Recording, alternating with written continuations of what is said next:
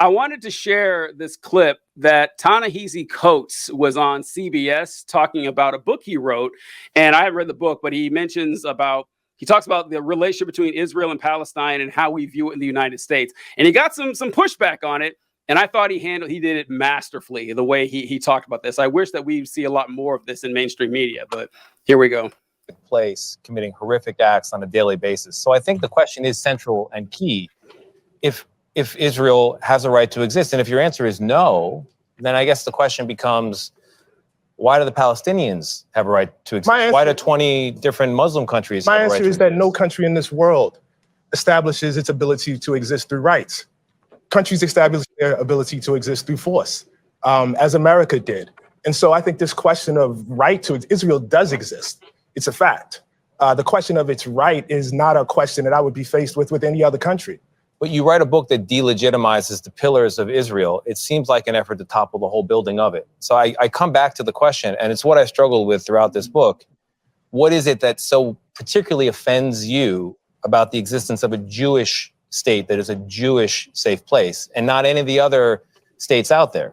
There's nothing that offends me about a Jewish state. I am offended by the idea of states built on ethnocracy, no matter where they are. Muslim included. I would not want a state where any group of people laid down their citizenship rights based on ethnicity. The country of Israel is a state in which half the population exists on one tier of citizenship, and everybody else that's ruled by Israelis exists on another tier, including Palestinian Israeli citizens. The only people that exist on that first tier are Israeli Jews. Why do we support that? Why is that okay? I'm the child of Jim Crow. I'm the child of people that were born into a country where that was exactly the case, of American apartheid. I walk over there and I walk through the occupied territories and I walk down the street in Hebron. And a guy says to me, I can't walk down the street unless I profess my religion. Okay. I'm with another pastor. No. I want to. This is very, very important. It is extremely important. Yeah, let me lay it down. I'm working with the person that is guiding me is a Palestinian whose father, whose grandfather and grandmother was born in this town. And I have more freedom to walk than he does. He can't ride on certain roads. He can't get water in the same way that Israeli citizens who live less than a mile away from him can. And why is that okay? Why is that? Why is there no agency in this book for the Palestinians? They exist in your narrative merely as victims of the Israelis, as though they were not offered peace at any juncture, as though they don't have a stake in this as well. What is their role in the lack of a Palestinian? I have a very, very, very, very moral compass about this. And again, perhaps it's because of my ancestry. Either apartheid is right or it's wrong. It's really, really simple. Either what I saw was right or it's wrong. I am, for instance, against the death penalty. What the person did to get the death penalty, it really doesn't matter to me. I don't care if they were selling a nickel bag of marijuana or if they were a serial killer. I am against the death penalty. I am against a state that discriminates against people on the basis of ethnicity. I'm against that. There is nothing the Palestinians could do that would make that okay for me. All right, so Rio, I'll go to you first. What were your thoughts when I assume you've seen this before, but what were your thoughts when you first ran across this clip? I've seen it before. He's 100% right. And really, states, governments, groups, regulations, rules in general for any tribe of people should not be based on ethnicity. They should not be based on some religious claim to some geographical area and some ethnic group, even if that ethnic group was persecuted in the past in a very tragic way. You should never form the basis of a government on ethnicity. Ethno-states are an affront to human rights. That's what he was saying. Ethno-states are an affront to human rights. And segregation is bad. And we came out of the 1900s, and now we're in the 2000s. The lessons from the 1900s were segregation is bad. Separation, separate but equal is not true. Separate but equal is not true. Israel is over there still preaching separate but equal. Yep. And they're practicing. No, let's be clear. No, not yet. Separate but equal. They haven't even gotten to separate but equal. They're saying separate but fuck you. Yeah. That's separate but fuck you.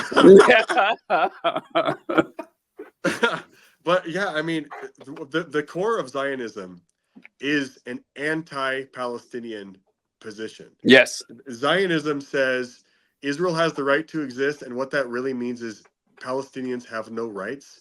They don't have the right to exist. They don't even have the right to be an ethnic group, because Israel says Palestinian isn't a thing. The word was invented as a slur by Romans. They say all sorts of stupid shit that's not true, even though Greek maps 500 years before the Romans were mentioning Palestine in their maps. They've been a people for like 4,500 years. But Israel propaganda says, oh, they can't be an ethnic group.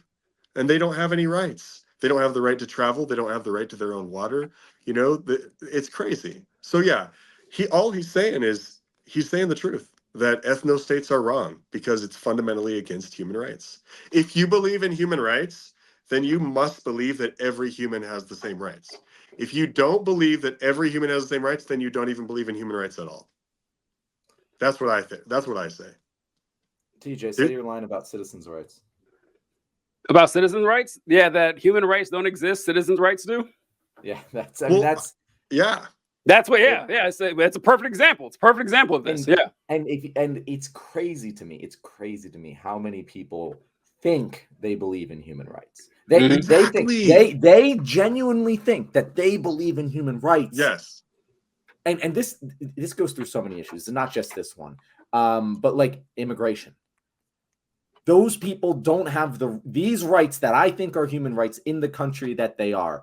But I have a right to stop them from getting into my country to access those rights. It's not my fault they don't have rights. It's their government, because there's this concept that a place, a government, a country, a people is somehow more than the individual, is somehow it supersedes the individual rights. And you heard it in that back and forth there when I don't even know who the host was like, hey, what about the Palestinians? Don't they have agency in this? And it's like, no, that's what apartheid is. Like it doesn't matter. And I thought Coates answered that so brilliantly, because no, it doesn't matter what anyone did. It's wrong. It doesn't matter that there was peace offers, which there weren't, to the Palestinian government. You don't get to sacrifice human rights because of that. But we don't view it that way. We still have people in this fucking country that say, yeah, no, states got to be equal in the Senate, bro. We're totally cool with denying people individual equality because states got to be equal. That doesn't make any fucking sense. But if you view it through this prism, that's for some reason, what happens to you should be determined by what a group of people does around you. It does make sense, but then you don't believe in human rights. And more people believe in the former than they believe in human rights. And let me say really something else. Let me say something else that's really extreme and really wild, and people hate hearing this. But you also can't say that human rights come from a deity. You can't say it. If you believe that Jesus is the source of human rights, you don't believe in human rights. Because the idea of human rights is, if you're a fucking human, you have rights. They're not given to you. They don't come from somewhere. You don't have to be worthy of them, or you don't have to inherit them. So like a lot of world religion, this is where I start to be anti-religious a little bit. I'm not trying to offend anybody, but a lot of the fucking ideologies, including Abrahamic religions, is a direct dismissal of human rights. You can't say human rights come from somewhere else other than just humanity. Yeah, I agree. Okay. I want to address this comment. You've never had a group of people like the Islamists who want you wiped off the planet. Idiots. Why does that fucking matter? Why does that matter? Yeah. Because these totally separate people want me wiped off the planet. I subjugate a completely random other person because they live near them. Why does that fucking matter? And the only case where I could ever buy that is in retaliation against a larger oppressive force. Like, if you need to commit a shitload of violence against people who don't necessarily deserve it because you are being oppressed by a very, very much more powerful force than you, and it's the only way to achieve freedom, there's moral cases to be made there, and even then, it's a fucking There's argument. an argument. Yeah. There's an argument there. But not when you're the bigger force. Yeah. When you're a nuclear superpower, you don't get to fucking say that. And if somebody hates you, you don't get to hold them in apartheid. No, once again, apartheid is either wrong or it's not. Like, well, what do you think? And it's like, if you're Nat Turner and you've been a slave your entire life in Virginia. Everyone, your father was a slave, your mother was a slave, everyone you know was a slave, and you know that, all right, white people have been keeping me a slave, and you do a slave rebellion and you kill a bunch of people. All right, okay, like you want me mad at Nat Turner for this, like, and pretend it's the same thing that if the slave owners, killed him? No, like there is asymmetry there that you have to deal with, and this, like specifically when it points to the Palestine, it's actually, this is a good example when I talk about this. That here's our crazy solution here, like. John, you mentioned that the Palestinians weren't offered a deal. They always talk about this, that we offer the Palestinians peace. No, they offered them a chance to surrender. That's what they offered them. They say that, listen, we'll give you autonomy over your region, the Gaza Strip and the West Bank. You can't have a militarized border at all, or water control. You can't have you can't have an army, you can't have an air force, can't have a navy, you can't have planes flying. No one would ever accept. No one would ever accept this deal. And like, well, they offered them. Well, why didn't they take it? No one ever reads the details of this. And so our solution, everyone who says a two-state solution, folks, it will not happen. The two-state solution, it's not going to happen. Like the Israelis have made it very clear they don't want it. I'm not convinced the Palestinians even want it, honestly. The only possible solution to this is a one-state secular democracy. That is God, dude. What? You fucking terrorist. Bro. How dare you advocate for a secular democracy? Right. And it's like, and then when I tell this to people, they say, well, listen, that sounds great and all, but you got to realize there's a lot of animosity between these two groups, and them voting together is going to be difficult. Yeah, democracy is hard. And here's my question for you. If you think it's so insane that two groups with that much animosity with each other could possibly coexist, would you have given the freed slaves the right to vote in 1865? Exactly. Would you have done it? Because you would not. Like, based on what you said, if you were there in 1865, you're like, I don't know, the blacks are going to be kind of mad about the whole 400 years of slavery thing. It'd be kind of dangerous. Let them vote South Carolina. Guarantee you that right-wingers Republicans, if you put them back, they said that's a bad idea. We wouldn't allow right-wingers Republicans, normal fucking Democrats. TJ. Normal, yes, actually, yeah. They don't have the balls of the 1865 Republicans. The Democrats of today don't have it. And it's just like it's wild how just like the Palestinians' humanity is dismissed on a daily basis. My entire life, it's been this way. The fact that John and I talk about this, that in Israel, they have like the Jewish nation state law in Israel that states that, that the nation, like the Jewish people alone have the right to self-determination in the country of Israel. And John and I joked about this, is like, this would be like the founding fathers if they wrote, yeah, this needs to be a white majority Christian nation, like it has to be. They didn't even write that. The people who wrote slaves didn't even go that far in writing it into the document. And Israel has. And it has, shrinking support, but overwhelming support from the United States. And just like Ta-Nehisi Coates said, it's like, why are we defending this? If you notice, the host had a hard time actually defending the point when you put it right to them that this is, I forgot to share this. If you guys haven't seen this, in Israel, they have a segregated road system. So if you have a blue license plate, that means you are Israeli Jewish. And if you have a green license plate, that means you're an Israeli Palestinian. There are Palestinian citizens in Israel. It's like, I don't know, like 15% of the population, something like that. But they have a segregated road system. They can't even drive where they want to. There's integrated roads, segregated roads, but all throughout the West Bank and everywhere and around Jerusalem, there are roads in which Palestinians are not allowed to drive. So if you want to argue that Israel is not an apartheid state, please defend that for me. And if your response is like that idiot comment is like, well, you don't understand, the Islamists are bad. Fine, the Islamists are bad. That does not mean every Palestinian born into the state of Israel needs to be treated like a second, third, fourth class citizen. You're going to have to defend that position to me. I don't think you'll have much luck. Dude, you know what you said about the one state? It's so true. It should be one state, and it should be based in the idea of secular human rights. Yeah. Unalienable. They're not from God. They're not from the Bible. They're not from this. And you know what? I think it's 7. I'm sure you guys have seen it. The clip where 7 of the biggest Islamic countries get together and they say, hey, look, we don't want to even deport them. No violence to them. The Israelis can stay. They can stay. I can't remember what the specific, I don't know if they were arguing for a one state, but they were just making the point that we don't want to go through and wipe out and kill all the Israelis, and we're willing to promise that we won't. If there is, it's actually not that hard of a solution. The Yeah. UN owns the fucking Yep, territory. exactly. It has a basic Bill of Rights and then cedes democratic control to the people of the region. That's it. They cannot, whatever they vote, they cannot take away these human rights from any of the people, whoever is in control, and we'll be good. You know, there might be fighting. There might be some violence. Don't get me wrong, but it's not going to be what we see right now. You won't see entire fucking strips level to the ground. I guarantee you that.